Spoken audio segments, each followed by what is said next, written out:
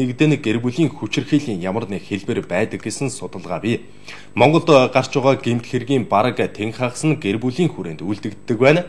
Түүнчлэн өрх толгуулсан эмэгтэйчүүдийн тоо өссөөр 83 мянгад хүрсэн явдал гэр бүлийн хуулийг шинжилэн батлах шаардлагатай болжээ.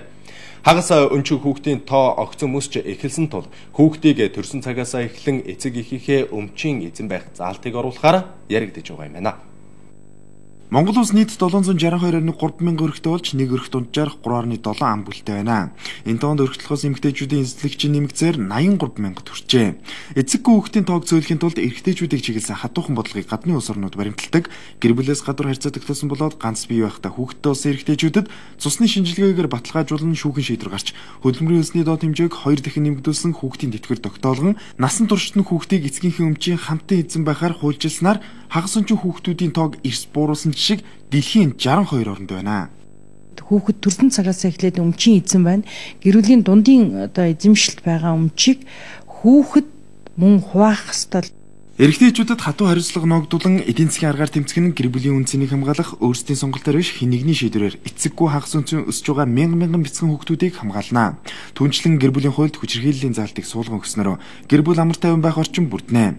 Манай улсад 2013 онд 2000 гаруй хүн гэр бүлийн хүчирхийлэлд 300 охид бүсгүйчүүд бэлгийн хүчирхийлэлд өртжээ.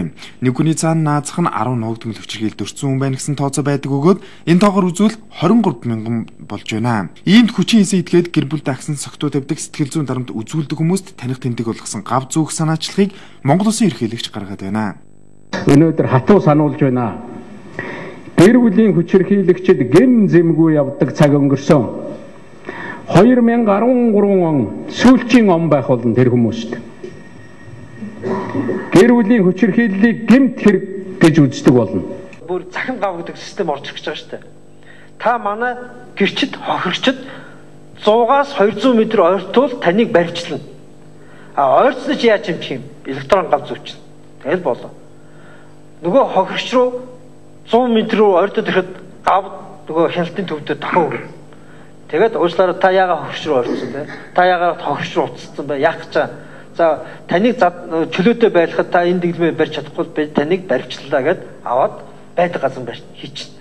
Энэ тохиолдолд бол одоо гэр бүлийн хүчирхийлэл юм өсгөл энэ хэрэг хэмжээрлэх үйл ажиллагаатай холбоотой хохирч дахин гэмтэрд өртөх магадлал нь бараг 90% багасна. Одоо бол 100% магадaltaй байж байгаа шүү дээ. Хинч мэдэхгүй. Зүгээр та бүхэн анзаарсан бол өнгөрсөн 100 хүртэл гэр бүлээ салгах гэж оролцсныхоо төлөө хутгалуулж нэг юмхтэй амнаас алдаж ирсэн. Гэр бүлийн хүчирхийлэлд өртсөн хохирогч гомдол гарах гэхэд улсын тэмдэгтийн хураамж 70,200 төгрөг төлөх төлбөрөөс эхлээд хохирлох бий. Хохирогчийг танхаарсан гэж хуулийн байгууллага үзвэл 15,000 төгрөгөөр торгодог байх жишээтэй. Хэлбэр төдий энэ хуулийн орчингууд хатуу заалт бүхий тодорхой хуулийн зохицуулалтаар солигдсон энэ хаврын чуулганаар батлагдана. Харилцаа